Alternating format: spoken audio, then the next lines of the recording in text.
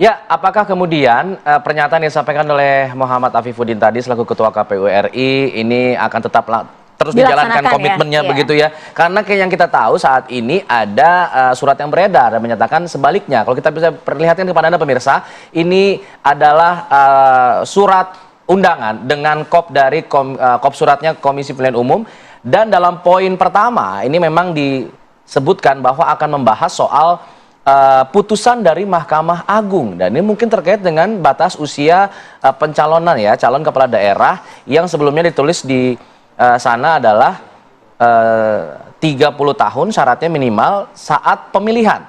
Maksud kami saat Pencalonan, penetapan. betul. Nah, apa Nah, karena ini itu kita akan bahas kita ya. bacakan ya, kita lihat ya. Pada saat pelantikan, saya baru ingat. Iya, pelantikan. Di MA penulisannya pada saat pelantikan, tapi kemudian diminta untuk kembali ke putusan MK pada saat penetapan. Diubah. Kita akan bahas mengenai hal ini, kita akan mengkonfirmasi hal ini dengan Komisioner KPU ada Mas Idam Holik yang sudah bergabung bersama kami melalui sambungan daring. Selamat pagi, Assalamualaikum Mas Idam. Selamat pagi, Mas Idam. Waalaikumsalam warahmatullahi wabarakatuh. Selamat pagi Mbak, Mas. Alhamdulillah. Selamat pagi. Iya Mas Idam, ini ramai di media sosial, di publik, kemudian jadi mempertanyakan ada undangan konsinyering dan juga konsultasi, tapi kemudian item pembahasannya di poin 1 adalah putusan dari Mahkamah Agung. Ini sebenarnya membahas apa sih Mas Idam? Sebelum saya merespon terhadap materi surat tersebut, kami tegaskan sebagaimana yang telah ditegaskan beberapa kali secara konsisten oleh Ketua KPU RI dalam beberapa kali konferensi pers. Kami akan tindak lanjuti amar putusan Mahkamah Konstitusi nomor 60 garis miring PU Lib 22 Romawi garis miring 2024 dan pertimbangan hukum putusan Mahkamah Konstitusi nomor 70 garis miring PU strip 22 Romawi garis miring 2024. Ini perlu kami tegaskan untuk kesekian kalinya agar jangan sampai terjadi disinformasi. Selanjutnya saya akan menjelaskan materi surat tersebut ya. Surat tersebut sudah direvisi. Nah, kenapa adanya surat tersebut? Karena memang dahulu sebelum adanya putusan Mahkamah Konstitusi, pasca KPU melakukan konsultasi di DPR pada tanggal 29 Mei 2024, tepatnya pada bulan Juni. Pada bulan Juni awal 2024 terbitlah putusan Mahkamah Agung nomor 23P garis miring HUM garis miring 2024, yang dimana pada waktu itu kami berkonsultasi kepada DPR, dikarenakan kami sudah konsultasi secara terbuka, maka pada akhirnya kami konsultasi secara tertulis sebelum kami mengundangkan pasal 15 PKPU nomor 8 tahun 2024 yang materinya pada waktu itu ya, pada waktu itu materinya memang sesuai dengan putusan tersebut. Ya, kemarin pada pertengahan bulan Agustus 2024, ketika KPU meminta agar segera melakukan konsultasi, pihak DPR mengemukakan bahwa surat konsultasi tertulis ini sebaiknya dibahas lalu terjadilah komunikasi sebenarnya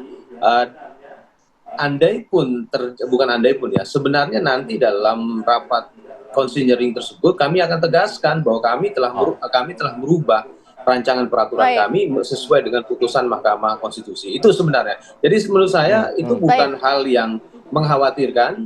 Kami konsisten, kami seperti apa yang diputuskan oleh Mahkamah Konstitusi. Baik, Mas Idam, tapi menjadi pertanyaan adalah pada saat surat itu beredar, draft itu beredar bocor, ada tanggalnya 22 Agustus. Nah, itu nanti dibahasnya nanti ya Mas Idam ya, kita telaah lagi apakah memang tadi sudah Mas Idam jelaskan, tapi kita bahas nanti usai jeda, segera kembali.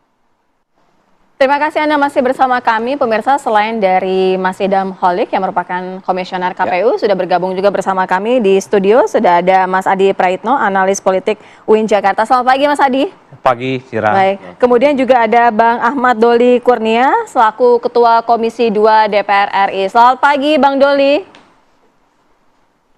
Selamat pagi, Assalamualaikum warahmatullahi wabarakatuh. Waalaikumsalam. Waalaikumsalam warahmatullahi wabarakatuh. Izin Bang Doli, saya melanjutkan ke Mas Idam dulu. Mas Idam, itu kan suratnya dalam tertulis begitu ya, 22 Agustus 2024. Dan pembahasannya secara clear, poin nomor 1 adalah pembahasan mengenai putusan MA. Artinya sebenarnya kalau tadi runutan dari Mas Idam katakan, bahwa sebenarnya itu surat-suratnya itu sebenarnya sudah dari sebelum-sebelumnya gitu. Tapi tanggalnya itu tertulis begitu dengan jelas 22 Agustus, Mas Idam. Memang ada terjadi revisi ya, revisi dalam penanggalan.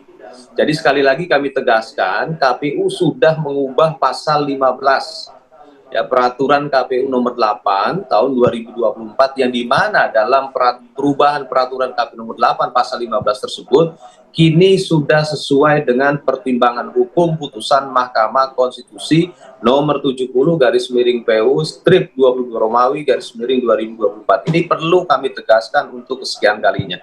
Jadi dengan demikian persoalan informasi mengenai surat tersebut saya pikir kita akhiri, karena semalam saja kami KPU RI sudah menerbitkan surat dinas kepada KPU di seluruh Indonesia ya, agar melakukan pengumuman sesuai dengan amar putusan Mahkamah Konstitusi nomor 60 tahun 2024 ataupun pertimbangan hukum putusan Mahkamah Konstitusi nomor 70 tahun 2024. Saya pikir sudah clear, sangat clear. Baik, baik. Sudah ada revisi surat, artinya sudah dikirimkan juga ke DPR. Apakah DPR juga menerima surat yang sudah direvisi, Bang Doli? Sejauh ini surat yang diterima sejauh ini seperti apa? Sudah, jadi saya juga begitu terima atau membaca surat yang tadi ditayangkan itu, kami juga langsung berkoordinasi ya dengan teman-teman di KPU RI, dan kemudian kita juga mengkoreksi surat jawaban terhadap surat yang tadi disampaikan itu. Nah, sekaligus itu menegaskan ya bahwa kita sudah semuanya sama, pandangannya sama, keputusannya juga sudah sama, bahwa pilkada tahun 2024 ya semua peraturan teknis baik di KPU maupun di Bawaslu melalui peraturan KPU dan peraturan Bawaslunya itu merujuk pada putusan terakhir yaitu putusan Mahkamah Konstitusi 60 dan 70 ya tahun 2024 itu. Jadi kalaupun ya saya kira tidak mungkin lagi ya, KPU udah berkali-kali itu menyampaikan secara terbuka bahwa sikap mereka juga seperti itu. Draftnya juga sudah kami terima ya, draft PKPU itu sudah kami terima. Dan sebenarnya konsinyering nanti malam ini awalnya tidak membahas soal pencalonan itu ya, tidak membahas soal PKPU pencalonan itu. Kami membahas soal PKPU tentang logistik, tentang dana kampanye, dan seterusnya. Ada juga 3 dari peraturan Bawaslu yang mau kita bahas ya.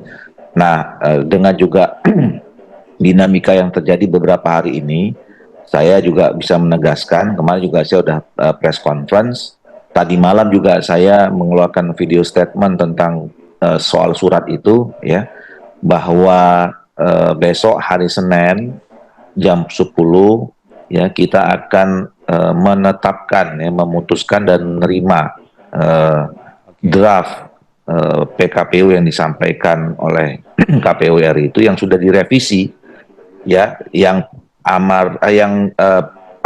peraturan KPU itu rujukannya adalah PKPU nomor 60 dan 70 dari Mahkamah Konstitusinya. Jadi very clear, malam ini juga tidak akan kita bahas karena memang kita anggap sudah selesai, tinggal besok syarat formalnya saja bahwa harus dikonsultasikan di dalam rapat Komisi 2 melalui RDP ya, rapat konsultasi besok yang kita akan gelar tanggal 26 Agustus 2004 jam 10 pagi. Senin. Baik. Yang jadi pertanyaan juga tadi Senin, iya. Rapat konsinyering ini kenapa kemudian dijadwalkannya malam hari sih, Bang?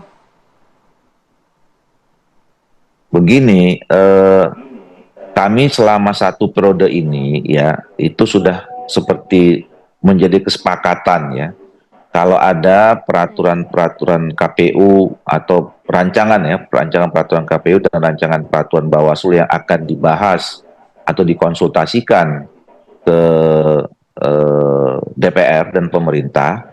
Ya, kita ingin minta dulu draftnya dan kemudian kita di situ melakukan pendalaman, ya, diskusi tentang materi-materi yang mau disepakati apa. Nah itu supaya menjadi apa namanya ya bahan yang cukup lengkap buat teman-teman di Komisi 2 sebelum nanti kita masuk dalam rapat formal. Itu selalu seperti itu. Nah, jadi rapat malam ini sebetulnya itu akan membahas dua peraturan KPU yang saya katakan tadi.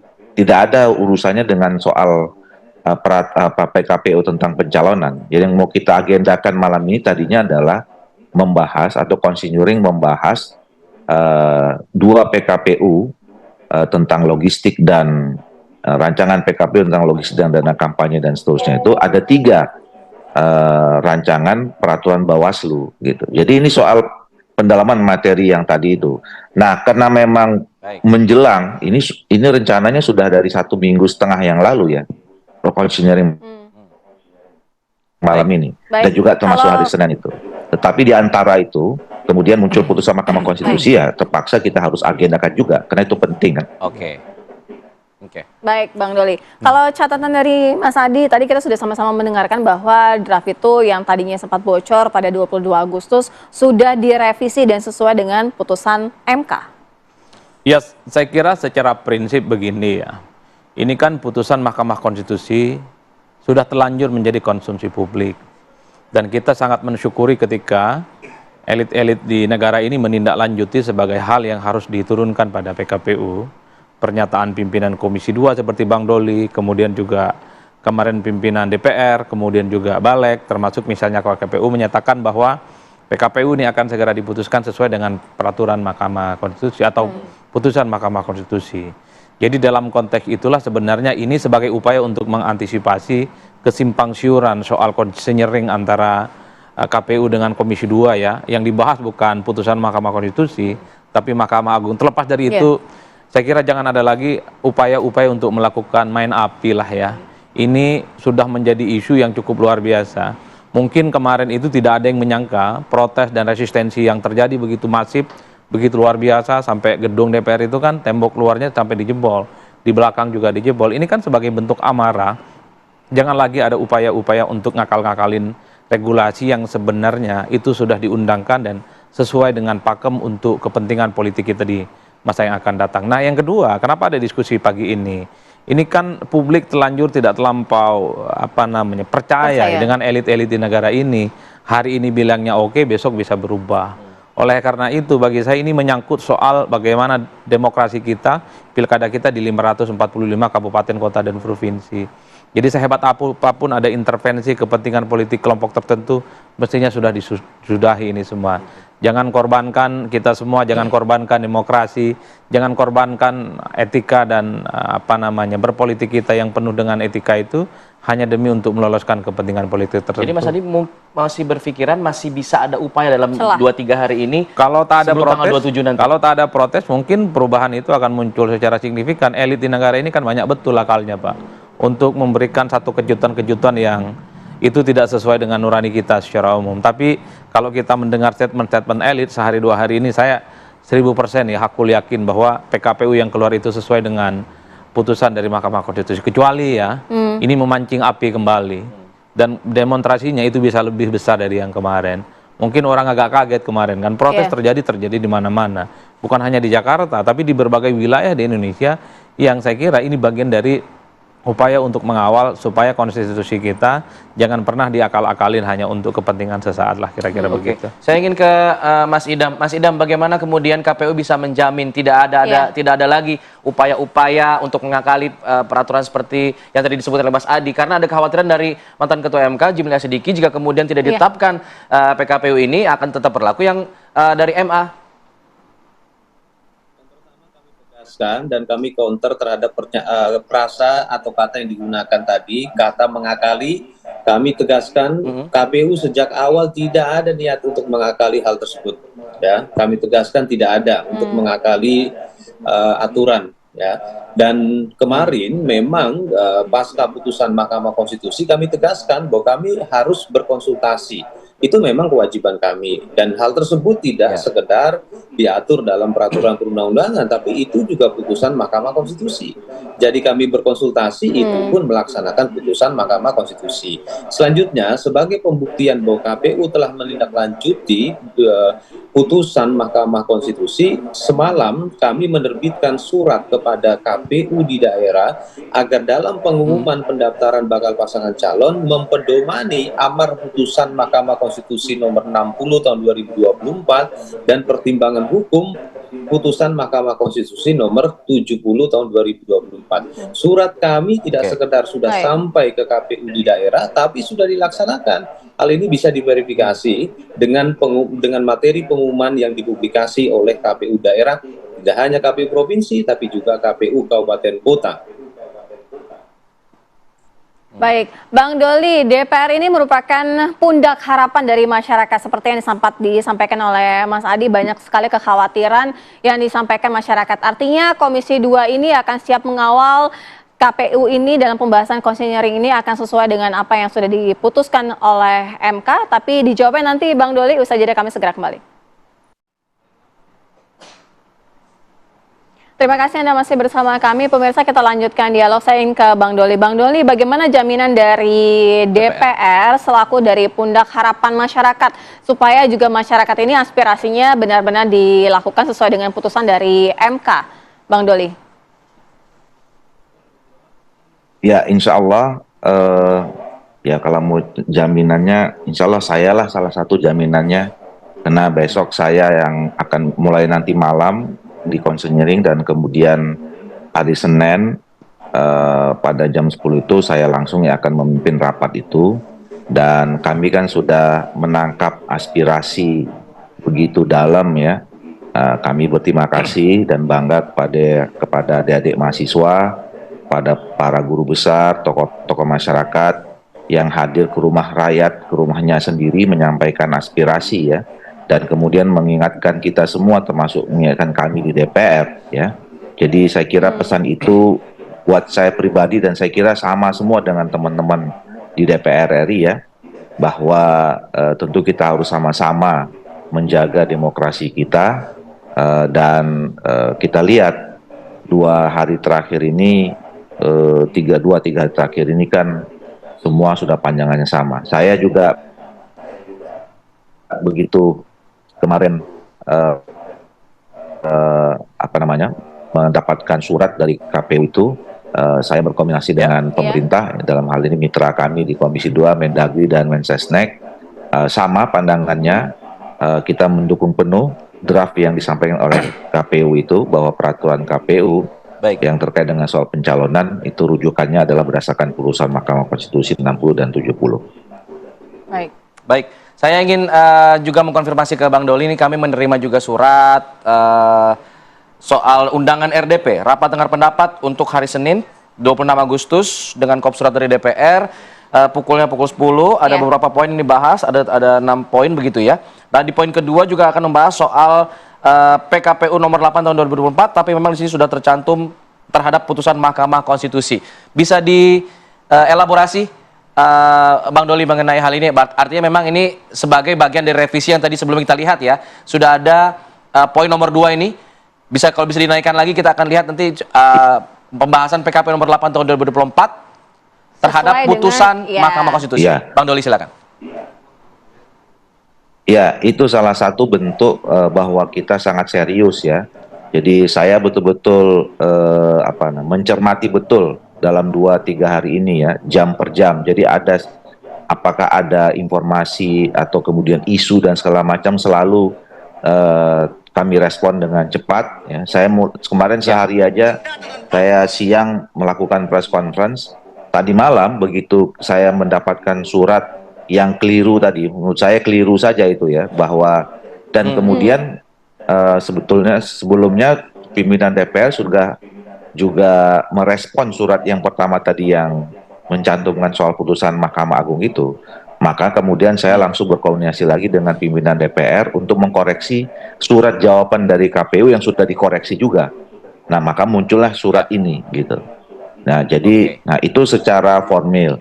Tapi saya mengatakan ya, kemarin juga sudah saya sampaikan bahwa sebetulnya ketika kita melihat draft yang disampaikan oleh KPU RI itu, ya, jadi sebenarnya tidak perlu ada lagi konsinyering. Jadi nanti malam itu tidak akan ada lagi konsinyering atau pembahasan soal rencana PKPU tentang pencalonan.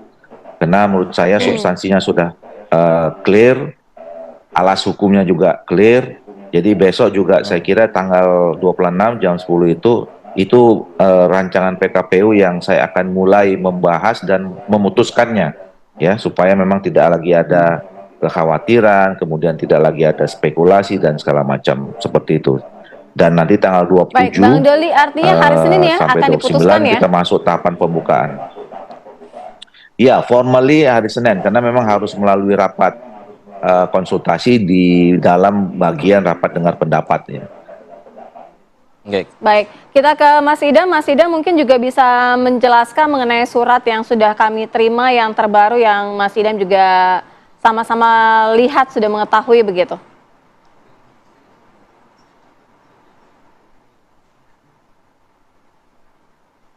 Boleh di-unmute dulu? Audionya masih tertutup. Ya, surat tersebut kami terima dari Sekretariat DPR ya sesuai dengan informasi yang kami terima, dan KPU juga akan mempersiapkan segala sesuatunya sehingga proses pelaksanaan rapat konsultasi pada hari Senin 26 Agustus 2024 mulai jam 10 siang dapat berjalan lancar. Dan kami juga sudah menyampaikan rancangan perubahan PKPU-nya kepada pimpinan DPR. Baik. Mas Idam, kami ingin konfirmasi sekali lagi, ini kan ada surat undangan RDP dari DPR, artinya ini surat undangan ini artinya reaksi atau balasan dari surat yang sudah direkomendasikan oleh KPU sebelumnya ya? Ya, benar sekali, dan kami juga jauh sebelum ini kami sudah mendapatkan informasi dari Bang Ahmad Doli Kurnia, Ketua Komisi 2 DPR RI, yang dimana kami dijadwalkan pada tanggal 26 Agustus 2024 akan dipersilakan konsultasi dengan pembentuk undang-undang, dalam hal ini DPR bersama pemerintah. Jadi sebelum surat ini terbit, kami sudah secara informal sudah diberitahu sebelumnya, dan memang DPR khususnya dalam hal ini Komisi 2 sangat bersungguh-sungguh merespon surat KPU, bahkan sebelum putusan Mahkamah Konstitusi dibacakan, kami memang sudah diagendakan untuk segera konsultasi, karena dalam konsultasi tersebut tidak hanya perubahan PKPU nomor 8 tahun 2024, tetapi juga kami harus segera berkonsultasi berkenaan dengan rancangan PKPU kampanye dan dana kampanye, serta PKPU berkenaan dengan logistik pilkada. Dan kami mengucapkan terima kasih sekali atas respon yang diberikan oleh Ketua Komisi 2 DPR RI, sehingga kami dapat segera berkonsultasi. Dan pada pagi hari ini, ya sebagaimana ditayangkan, surat DPR telah kami terima. Baik, sudah cukup clear sepertinya. Apakah ini Mas Adi sudah mulai cukup percaya meyakinkan gitu ya kepada publik bahwa ini memang akan berdasarkan pada putusan Mahkamah Konstitusi? Ya, tentu ini sudah cukup meyakinkan ya, sekalipun harus ada hitam di atas putih. Saya cukup memahami suasana kebatinan aktivis mahasiswa dan guru besar dan kelompok civil society sebelum ada keputusan resmi, ada putusan yang kemudian dilahirkan dari rapat yang bisa dilahirkan antara kawan-kawan DPR di Komisi 2 dengan KPU. Sepanjang itu juga perasaan was-was itu terjadi, Mas. Kemarin hari Jumat kalau tidak salah, Aliansi BEM termasuk aktivis-aktivis Cipayu masih demo itu di depan KPU. Padahal DPR sudah menyatakan akan membatalkan soal revisi Undang-Undang Pilkada.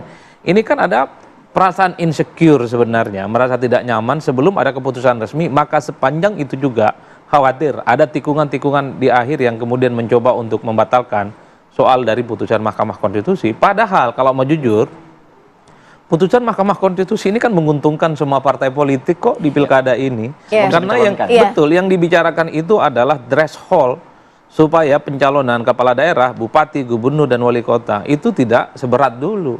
Oleh karena itu ini jangan dibicarakan bahwa penurunan threshold ini hanya menguntungkan satu partai atau calon tertentu, nggak ada gunanya. Yang kita pikirkan adalah supaya partai politik tidak lagi dihalang-halangi untuk maju dan tidak diperberat syaratnya sebagai salah satu kontestan. Nah, problemnya adalah setelah ada putusan dari Mahkamah Konstitusi, mungkin nanti entah hari Senin ataupun Selasa muncul putusan resmi terkait dengan PKPU ya 2024 penyelenggaraan pilkada serentak. kawan-kawan partai politik mau menggunakan kemewahan ini atau tidak memajukan calon sendiri. Dulu mereka berkongsi dengan satu kekuatan politik besar hanya alasan nggak cukup kursi. Nah ini sekarang, Pak, ayo tunjukkan KPU sudah ada, kemudian Komisi 2 sudah ada, Balik DPR juga memutuskan untuk membatalkan undang-undang pilkada yang direvisi. Hari ini ada kemewahan bahwa semua partai politik tak ada cerita untuk tidak bisa menjagokan kader terbaiknya untuk bertanding. Ayo, jangan hanya ada monopoli partai dan kemudian muncul lawan kotak kosong. Meskipun sudah ada deklarasi sebelumnya yang mengaitkan dengan koalisi besar tadi? Ya, sebelum ada janur kuning melengkung, Pak, karena yang dihitung itu bukan soal deklarasi, tapi soal siapa yang didaftarkan ke KPU. Jadi partai-partai yang ada di koalisi Kim khususnya, ini masih ada kesempatan bahwa begitu banyak kader-kader terbaik Anda di berbagai tempat, non-Kim juga, yang masih bisa diusung sebagai salah satu kontestan. Misalnya di tempat saya nih di Banten, Bu Airin misalnya, konon ini soal syarat pencalonannya itu mulai dievaluasikan oleh kawan-kawan Golkar. Padahal kita tahu Golkar itu punya jagoan kuat namanya Airin dengan elektabilitas yang tinggi. Kan sayang kalau nggak bisa maju. Hanya karena misalnya persoalan Kimplas. Nah saya khawatir Bu Airin ini dibaca oleh partai lain, dikasih tiket untuk bisa maju. Jadi kalau Kan Mas itu Adi yang saya melihat kira ini masih ada kan sebenarnya perubahan-perubahan dari pencalonan gitu? Ya saya kira akan ada perubahan yang cukup signifikan, terutama partai yang misalnya dikucilkan nih, nggak diajak dalam koalisi besar, kan selama ini nggak bisa maju tuh. Tapi dengan adanya putusan Mahkamah Konstitusi dia bisa maju. Yang menyakitkan itu sudah dikucilkan, dia ditinggal sendiri, nggak diajak koalisi, nggak bisa maju. Baik. Nah, putusan MK ini kan ngebantu. Iya. Oleh karena itu, sekalipun dia dikucilkan, tapi masih bisa mencalonkan sebagai salah satu kontestan. Artinya apa?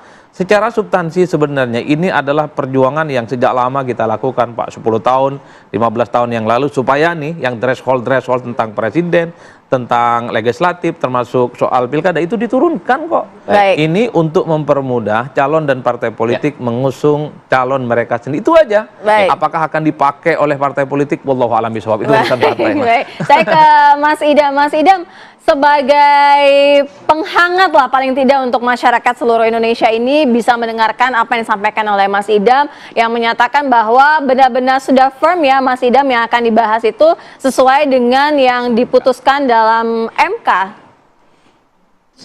Rancangan perubahan PKPU nomor 8 tahun 2024 itu sudah kami sampaikan ke pimpinan DPR, semuanya sudah kami sampaikan, dan semalam KPU telah menerbitkan surat dinas kepada KPU daerah agar mempedomani putusan Mahkamah Konstitusi dalam pengumuman pendaftaran bakal pasangan calon daerah dan wakil kepala daerah. Saya pikir sangat clear. Iya. Oke. Terakhir Iya. juga saya minta penegasan lagi dari Bang Doli untuk permasalahan ini penggunaan dasar dari putusan Mahkamah Konstitusi. Bang Doli silakan. Ya, kekhawatiran sih boleh saja ya, dan saya kira juga bagus juga kalau kemudian kemarin teman-teman atau adik-adik mahasiswa, nanti para civil society, para guru besar terus mengawal ini sampai putusan hari Senin. Kami juga senang saja bahwa kemudian nanti akan dikawal, tapi ini mungkin udah dalam 3 hari ini saya menyampaikan ada 50-an kali lah ya, bahwa insya Allah saya menjamin besok hari Senin PKPU tentang pencalonan itu sudah dipastikan akan kita sahkan, akan kita terima dan setujui, yang rujukannya atau alas hukumnya berdasarkan putusan Mahkamah Konstitusi 60 dan 70. Baik. Dan tadi sudah disampaikan juga teman-teman KPU, bukan hanya menunggu, tapi implementasinya sudah. Mereka sudah kirim surat ke daerah seluruh KPU seluruh Indonesia yang dasarnya adalah putusan Mahkamah Konstitusi itu. Baik. Terima kasih atas Bang kejelasan Doli, yang sudah disampaikan oleh Bang Doli dan juga Mas Idam, dan juga pandangannya dari Mas Adi. Terima kasih banyak kehadirannya di Apa Kabar Indonesia Pagi pada hari ini. Semoga menjadi angin segar bagi masyarakat. Terima kasih semuanya. Assalamualaikum. Baik, kita jeda dulu pemirsa, kita akan kembali dengan masih soal pilkada ini sepertinya. Ini masalah soal PDI Perjuangan yang sepertinya sudah memberikan sinyal bisa mengusung Anies Baswedan setelah ada utusan dari PDIP terhadap Anies Baswedan, Ahmad Basarah yang kabarnya ketemu dengan Anies Baswedan. Bagaimana kemudian peluangnya? Kita akan bahas saja. Tetap di sini di Apa Kabar Indonesia Pagi.